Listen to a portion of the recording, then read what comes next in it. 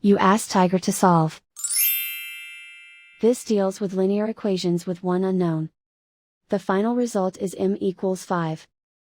Let's solve it step by step. Simplify the expression. Multiply the coefficients. Combine like terms. Isolate the m. Divide both sides by 22. Simplify the fraction. Find the greatest common factor of the numerator and denominator. Factor out and cancel the greatest common factor. And so the final result is m equals 5.